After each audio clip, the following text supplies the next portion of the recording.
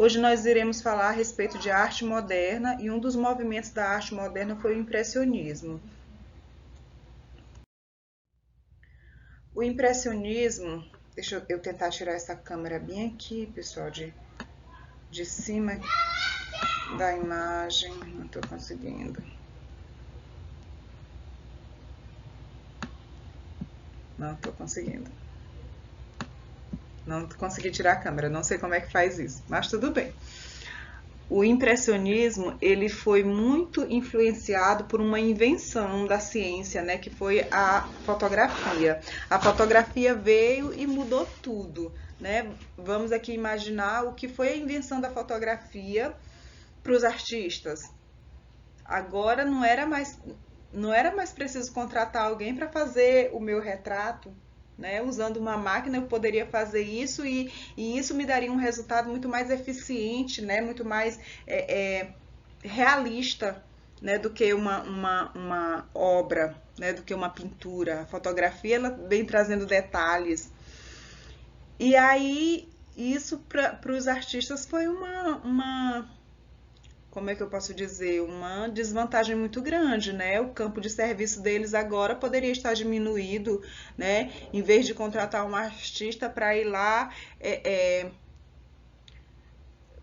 desenhar as cenas de guerra, se levaria a máquina fotográfica e ela por si faria isso. Porém, se houve essa desvantagem para os artistas da época, a fotografia também veio trazendo outras perspectivas, né? Isso que a gente vai ver quais foram essas outras perspectivas que a fotografia veio trazer. Por exemplo, o ponto de vista de quem está fotografando, né? A fotografia ela traz um primeiro plano, né? O que seria isso, professor, para nós que somos leigos? O que seria esse primeiro plano?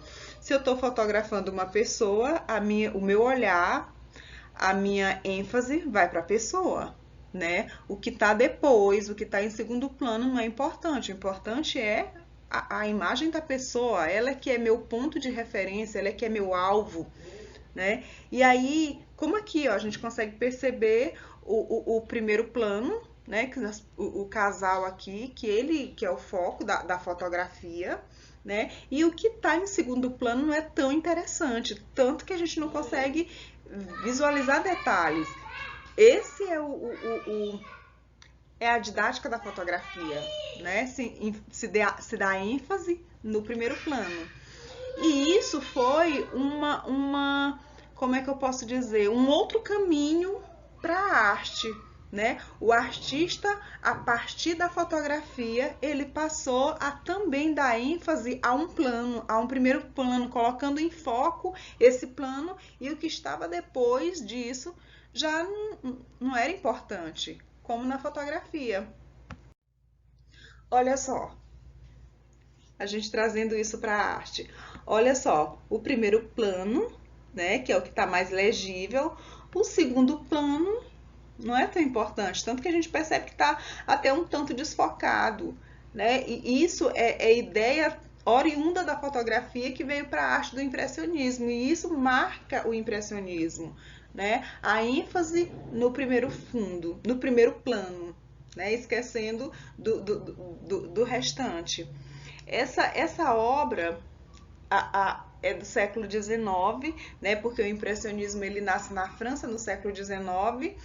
Um grupo de artistas jovens, né, que não conseguem fazer suas exposições lá no salão de exposição que a França tinha. Todos os artistas renomados, eles faziam exposições nesses salões de arte, né? E esse grupo de artistas que não era conhecido e que por isso não conseguia expor suas obras de arte, fizeram uma exposição de obras que não eram claras, de obras que não eram ricas em detalhes, de obras que valorizavam um plano só e não o restante. E aí essa exposição foi duramente criticada pelos críticos da época, que disseram que isso dava a impressão de algo, mas não era algo, né? Quer dizer, dava a impressão de ser alguma coisa, porque na verdade o restante da imagem da obra estava aqui meio que desfocado, então dava a impressão de algo, mas não era algo, nem chegava a ser algo, né? E por eles terem usado esse termo impressão, o movimento ficou conhecido como impressionismo. Aí aqui a gente consegue ver uma outra obra de arte também, de Claude Minot, se eu não me engano. Claude Minot tá bem aqui. Claude Monet, é assim, Claude Monet. A obra se chama O Almoço na Relva. E o que a gente pode ver aqui do que nós já falamos de impressionismo? É uma obra de arte, não é uma fotografia. E aí a gente consegue ver aqui, que há um primeiro plano, né? Um primeiro plano rico em detalhes, que a gente consegue ter detalhes de expressões, de cores.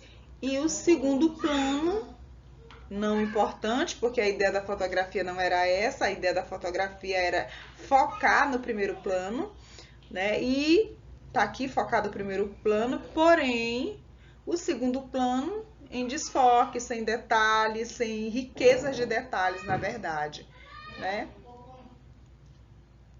Uma característica do impressionismo. Uma outra coisa que também veio marcar o impressionismo foi o surgimento de outros tons, de outras cores que fugiam do preto, do verde, do vermelho, fugia das cores primárias, né? A criação de outros tons, a criação também dos tubos de tinta, né? Porque antes disso as tintas eram guardadas em uma bexiga.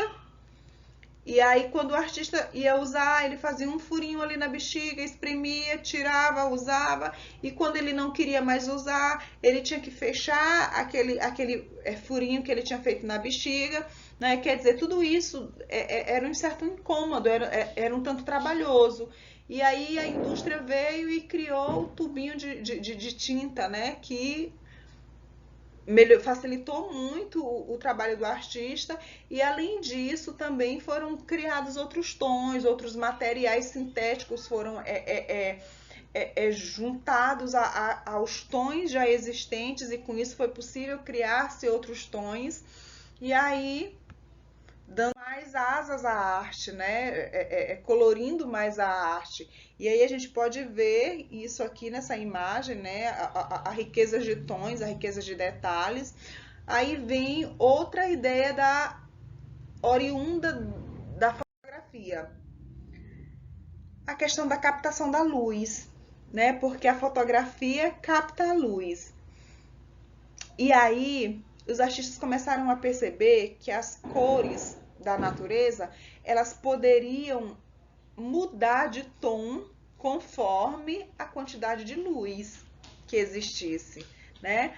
Por exemplo, o céu azul, o céu é azul, porém, dependendo da quantidade de luz, esse céu pode não ser azul, esse céu pode ser alaranjado.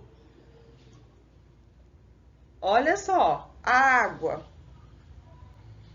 Olha só, a luz que refletiu na árvore que mudou o tom da água. Quer dizer, eles passaram a perceber essa mudança que a luz trazia, isso uma perspectiva da fotografia, né? E aí as coisas da natureza fugiram daquele padrão de céu azul, de água verde, essas cores padrão que se tinha, né? E passou-se a colocar outros tons. Por exemplo, aqui a gente consegue ver, a árvore alaranjada, né? A gente consegue ver que a água também de um tom diferente, isso tudo porque aqui nos remete a ser um dia de sol, né? De bastante sol, e que a luz desse sol causou mudança no cenário.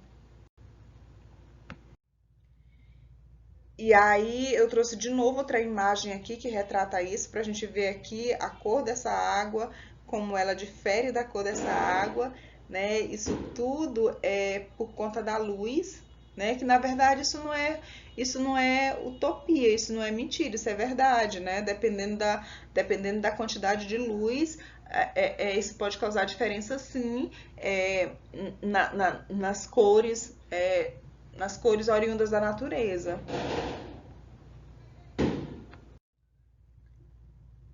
E era isso, pessoal. Na verdade, a gente está trazendo assim de forma bem sucinta, bem resumida, né, a aula para que isso não fique extenso demais, não fique carregado de muita informação e dificulte o aprendizado, dificulte a percepção de vocês, né? Porque se a aula for muito extensa, eu sei que vocês vão ter mais dificuldade de assistir. E aí nós temos uma atividade que é bem simplesinha, que vai requerer de vocês uma pesquisa, vocês vão lá no Google pesquisar quais foram os principais representantes do impressionismo artístico. Nossa aula é de arte, não vamos pesquisar a respeito de impressionismo literário, porque a gente está tendo aula de arte. Quais foram os principais representantes do impressionismo artístico europeu? Só isso, certo? Pesquise, escrevam para mim no caderno, tirem foto e me mandem. Então, nós terminamos por aqui. Até semana que vem. Dúvidas? Falem comigo no WhatsApp.